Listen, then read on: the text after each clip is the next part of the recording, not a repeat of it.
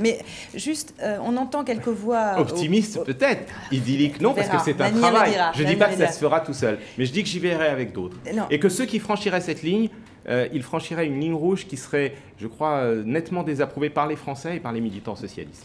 Alors, on entend quelques voix au Parti socialiste réclamer, du fait de la nouvelle situation avec l'affaire DSK, des primaires ouvertes à toute la gauche, notamment le cas de Claude Bartolone et d'autres. Vous en pensez quoi? Vous pensez qu'il faut remettre ce débat sur la table, ou est-ce qu'on en reste... À toute la gauche, si je peux me permettre. À toute la gauche. Et même aux écologistes. Oui, quand je disais toute la gauche, c'est aussi les écologistes, bien sûr. Bon, moi, je pense que plus il y aura un grand nombre de formations politiques qui accepteront de participer à ces primaires, plus ça signifie que le candidat qui en sera issu aura de soutien dès le premier tour. Nous avons donc une discussion avec un certain nombre de formations qui sont très proches de nous. Je pense au Parti radical de gauche, par exemple. Je pense aussi au mouvement de Jean-Pierre Chevènement. Mais c'est vrai qu'on pourrait imaginer d'aller plus loin. Personnellement, je serais très favorable, si les écologistes en étaient d'accord, à ce qu'ils l'envisagent. Mais je veux respecter nos partenaires. La famille écologiste existe. Elle a porté des thèmes dans le débat politique.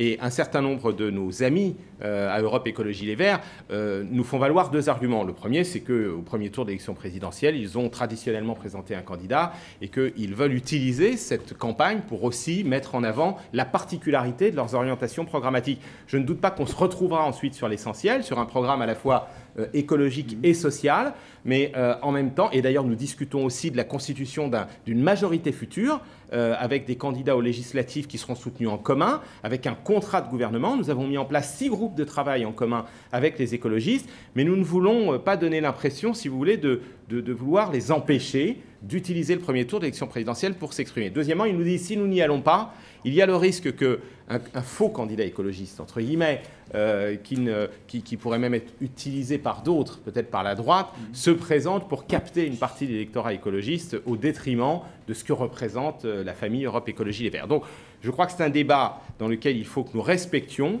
le choix qui va être fait par cette famille qui a décidé de toute façon, à ce stade, de présenter son propre candidat, d'organiser ses propres primaires entre Nicolas Hulot et Eva Joly. Mais quel que soit ce candidat, nous savons qu'il sera un partenaire parce qu'au deuxième tour de l'élection présidentielle, nous nous rassemblerons et que dans les législatives, nous travaillerons à constituer une majorité de gouvernement.